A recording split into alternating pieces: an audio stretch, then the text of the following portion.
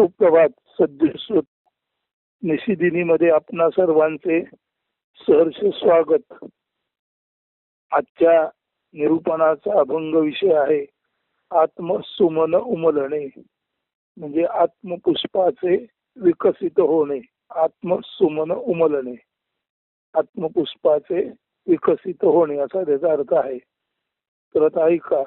रुधिर संगे राही अस्थि मज्जा मांस मोळी, प्राणस्पंदनी उमटे आत अस्तित्वाची बोली.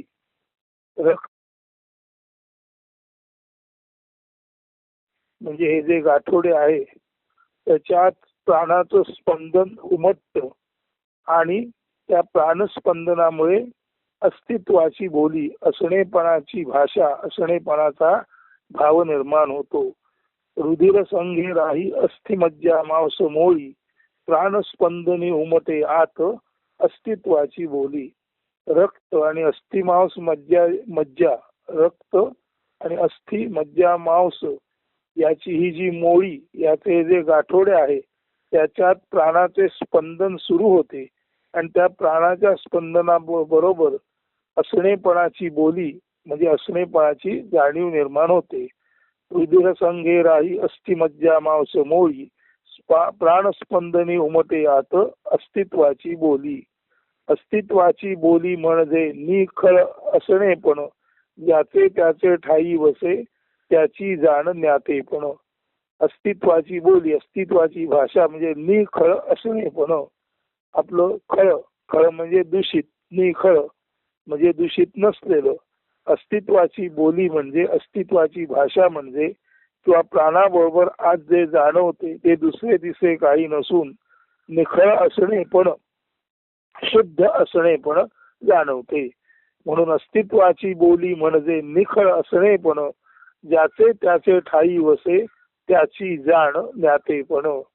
प्रत्येकाच्या हृदयामध्ये अस्तित्वाची बोली म्हणजे प्राणस्पंदन होता होता असणेपणाची जी जाणीव असते त्या असणेपणाच्या जाणीवेलाच अस्तित्वाची बोली किंवा अस्तित्वाची भाषा म्हणतात. आणि अस्तित्वाची बोली भाषा म्हणजे शुद्ध असणेपण असते आणि ज्याच्या त्याच्या हृदयात, ज्याच्या त्याच्या हृदयस्थानी हे जाणणं त्याचं जाणतेपण आणि ज्ञातेपण असतं. म्हणून अस्तित्वाची बोली म्हणजे निखळ असणेपण, ज्याचे त्याचे ठाई वसे त्याची जाण ज्ञातेपण. प्रत्येकाच्या हृदयात ज्याच्या त्याच्या ठिकाणी आपल्या निखळ असणेपणाची जाण आणि त्याची जाणीव किंवा ज्ञातेपण वस्ती करून असतं. परंतु हे ज्ञातेपण दुर्लक्ष करून सर्वसाधारणपणे काय केलं जातं किंवा काय वागलं जातं, तर तिसऱ्या कडव्यात सांगितलेलं आहे देहाची मोळी देहाचे गाठोडे, मी माझे म्हणता पडे त्या अहंकार वेटोळे. तर आतल्या अस्तित्वाची बोली ही समजून न घेता, अशुद्ध असणे पण समजून न घेता, देहाच्या मोळीला आणि देहाच्या गाठोड्याला मी माझे म्हटल्या कारणाने त्या देहरूपी मोळीला आणि देहरूपी गाठोड्याला मी माझेपणाची म्हणजे देहबुद्धीची अहंकार रूपी सर्पणी, अहंकार रूपी सर्पाचे वेटोळे पडते.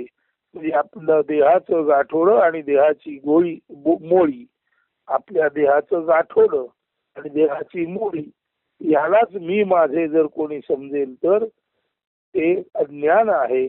म्हणून देहाची मोळी देहाचे गाठोडे, मी माझे म्हणता पडे त्या अहंकार वेटोळे.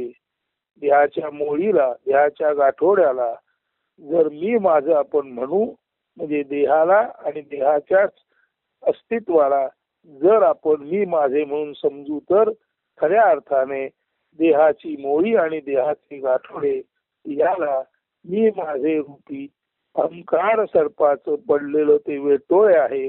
म्हणजे देहाच्या मोळीला आणि देहाच्या गाठोड्याला मी माझ्या सर्पाने अहंकार रूपे वेटाळलेला आहे, वेढा घातलेला असं समजावं.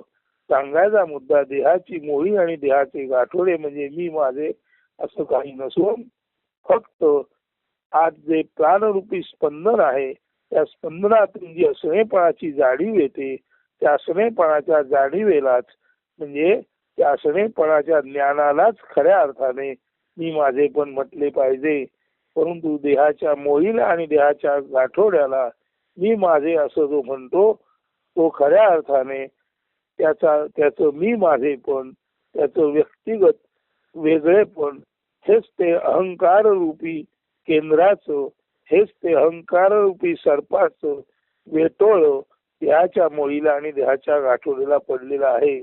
म्हणून देहाची मोळी किंवा देहाचे गाठोडे म्हणजे मी माझे नसून केवळ शुद्ध असणेपणाची जाणीव, हेच ते आपलं मूळ रूप आहे.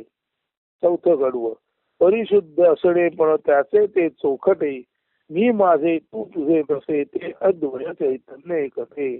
परंतु आज सुद्धा जे शुद्ध असणेपण आहे त्याचे ते चोखटे, त्याच्या जागी ते चोख आहे, त्याला मी माझे तू तुझे असं म्हणता येत नाही. ते केवळ आणि केवळ अद्वय चैतन्य एकते.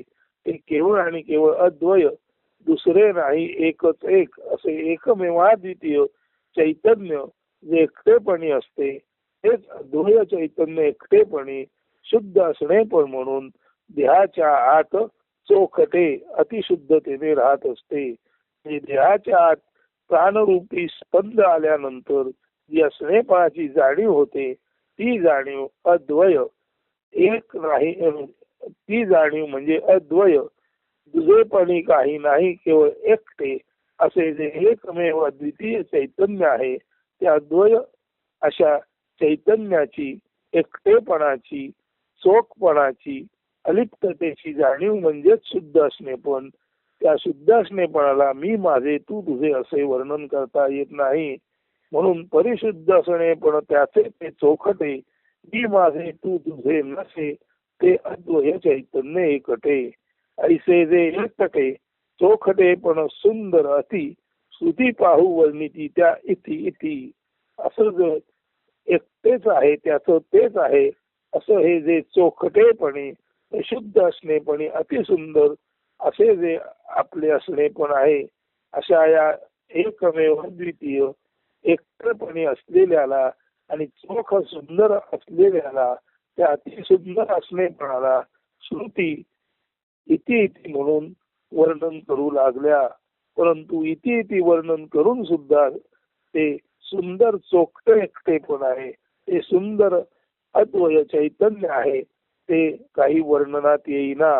म्हणून ऐसे जे एकटे चोखटे पण सुंदर अति, ऐसे जे एकटे चोखटे पण सुंदर अति, श्रुती पाहू वर्णिती त्या इति इति. असं असं अशा पद्धतीने श्रुतीने, वेदाने त्या सुंदर एकट्या चोखट्या अशा अस्तित्वाला वर्णन करायचा प्रयत्न केला. ऐसे जे एकटे चोखटे पण सुंदर अति, श्रुती पाहू वर्णिती त्या इति इति किंवा इति इति असं त्या असणेपणाला वर्णन करायचा श्रुतीने, वेदवाङ्मयाने प्रयत्न केला. परी वर्णनिरा मावेते अतिसुंदर असणेपण, म्हणून हतवल श्रुती नेती नेती शब्दे दर्शविती त्यांचे थकलेपण. परंतु ते अतिसुंदर चोखटेपण आहे, ते अद्वय चैतन्य आहे, त्याचे वर्णन इति इति या वर्णनाच्या पलीकडे राहिलं. म्हणून असं असं म्हणताना आम्ही जे इति इति म्हणून वर्णिलं तसं ते न इति तसं ते नाही नाही, इति इति असं वर्णन करता आलं नाही. असं असं म्हणून वर्णन करताना सुद्धा ते अतिसुंदर चोखटेपण, ते अद्वय चैतन्य त्या बाहेर राहिलं. म्हणून इति इति वर्णन करता करता न इति सुरुवातीला असं असं वर्णन करायचा प्रयत्न केला आणि नंतर असं नाही वर्णन करायचा प्रयत्न केला. परी वर्णनिरामावे ते अतिसुंदर असणेपण, म्हणून हतबल श्रुती नेती नेती शब्दे दर्शविती त्यांचे थकलेपण. म्हणून इति इति शब्दाच्या वर्णनात ते अद्वय चैतन्य सुंदर चोखटे असणेपणी एकले एक असलेले ते वर्णनात आले नाही. म्हणून थकलेल्या श्रुतीने, म्हणून हतबल श्रुती नेती नेती शब्दे दर्शविती त्यांचे थकलेपण. म्हणून आम्ही सांगतो इति इति असं असं आम्ही म्हणतो, पण नाही ते असं असं नाही, असं असं नाही म्हणताना नेती नेती या शब्दाने उलट पक्षी वर्णन करताना श्रुतीने आपलं त्या अतिसुंदर अद्वय चैतन्यापुढचं हतबलत्व आपलं थकले पण आपण त्यांना शरण आलो ते सर्वच वर्णाच्या पलीकडे आहे असं म्हणून श्रुतीने आपलं थकलेपण दाखवली. परिवर्णनी नाम आवे ते अति सुंदर असणे म्हणून हतबल श्रुती नेती नेती शब्दे दर्शविती त्यांचे थकलेपण. वास्तवात इति आणि नेती अस्तिवाचक आणि नास्तिवाचक भाव आणि अभाव या कुठल्याच पद्धतीने त्याचे वर्णन करता येत नाही. म्हणून इति नेती पार राही जे परात पर असणे. परात पर असणे ते सर्वश्रेष्ठ असते, ते अतिसुंदर असणे, ते एकल अद्वय चैतन्याचं असणं, ते इति नेती असं असं आणि असं नाही असं नाही कुठल्याही वर्णनात ते मावत नाही. म्हणजे असं असं याही वर्णनात ते मावत नाही आणि असं नाही याही वर्णनात ते मावत नाही. ते अस्तिवाचक नाही, ते नास्तिवाचक नाही, ते भाववाचक नाही, ते अभाववाचक नाही. अशा अर्थी इति नेती पार राही जे परात पर असणे. परात पर सर्वश्रेष्ठ असणे किंवा सर्वश्रेष्ठ परमेश्वराचे असणे म्हणजे परात पर असणे. इति नेती पार राही जे परात पर असणे. इति आणि नेतीच्या पार पलीकडे ते सर्वश्रेष्ठ असणे पण असते आणि ते सर्वश्रेष्ठ असणे पणच जीवाच्या हृदयात प्राण ऊर्जेने वर खाली होता होता असणेपणाची जाणीव निर्माण करून देते. म्हणजे इति नेतीच्या पार पलीकडे जे परात्पर सर्वश्रेष्ठ आहे तेच जीव हृदयामध्ये प्राणस्पंदनी असणेपण म्हणून जाणवते. मात्र ते इति नेती म्हणजे कोणत्याही तऱ्हेने शब्द वर्णामध्ये येऊ शकत नाही. म्हणून इति नेती पार राही जे परात्पर असणे निशब्द निर्विचारी शांत दक्षतेत आत्मसुमन उमलणे.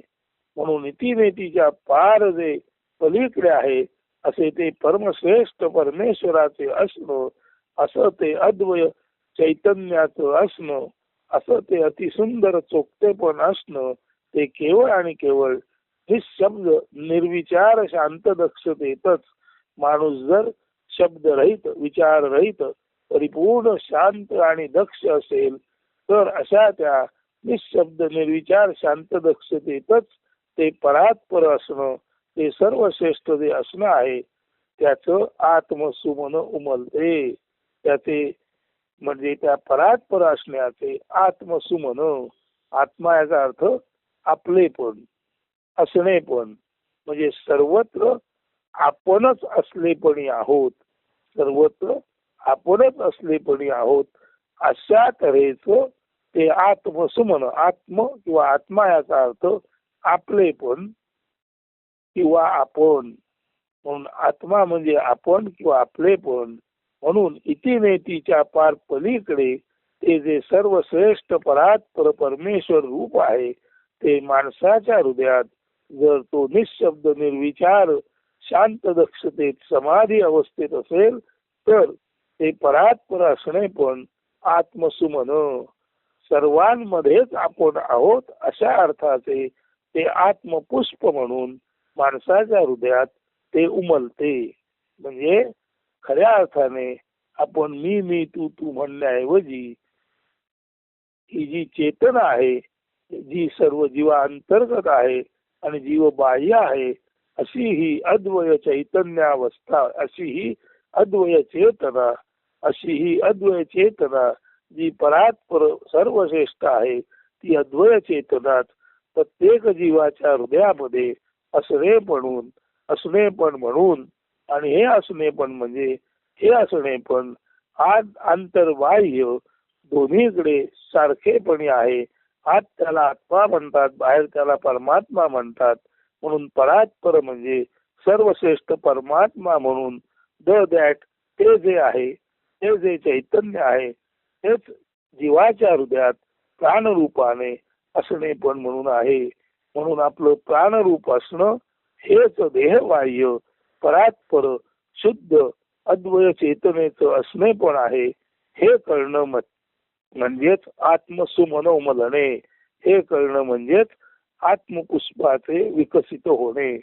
म्हणून आत्मसुमन उमलणे या अर्थाचं अभंग काव्य त्यातील 7 कडवी ससंदर्भ स्पष्टीकरण करावे. त्या पद्धतीने व्यवस्थित स्पष्टीकरण करून झाले. आता आत्मसुमन उमलणे हे अभंग काव्य एकदा नीट सरळ वाचतो, त्याचा आपण नीट श्रवण करा. रुधिर संगे राही अस्ति मज्जा मांस मोळी, प्राणस्पंदनी उमटे आत अस्तित्वाची बोली. अस्तित्वाची बोली म्हणजे निखळ असणे पण, ज्याचे त्याचे ठाई वसे त्याची जाण ज्ञातेपण. देहाची मोळी देहाचे गाठोडे, मी माझे म्हणता पडे त्या अहंकार वेटोळे. परिशुद्ध असणे पण त्याचे ते चोखटे, मी माझे तू तुझे नसे ते अद्वय चैतन्य एकटे. ऐसे जे एकटे चोखटे पण सुंदर अति, श्रुती पाहू वर्णिती त्या इति इति. परिवर्णनी मावे ते अतिसुंदर असणे पण, म्हणून हतबल श्रुती नेती नेती शब्दे दर्शविती त्यांचे थकलेपण. त्यांचे थकलेपण म्हणजे श्रुतींचे थकलेपण. इति नेती पार राही जे परात्पर असणे, निशब्द निर्विचारी शांत दक्ष देत आत्मसुमन उमलणे. म्हणजे निशब्द निर्विचार शांत दक्षतेत समाधी अवस्थेत आत्मपुष्प विकसित होते. तर आपण सुद्धा शांत दक्ष भावात राहून समत्वाच्या अधीन राहून आत्मसुमन कसं उमलतं याची अपरोक्ष अनुभूती घ्यावी. त्यासाठी सतत अभ्यास करावा आणि सरते शेवटी हे जीवन आहे तोपर्यंतच आत्मा आत्मज्ञान आणि आत्मसाक्षात्कार आपणा सर्वांना जरूर जरूर अपरोक्ष अनुभूतीद्वारे मिळावा अशी ईश्वर चरणी प्रार्थना करून आजचे हे निरूपण आत्मसुमल उमलणे येथेच संपन्न करीत आहे. धन्यवाद अस्तु. सुदिन सुप्रभात.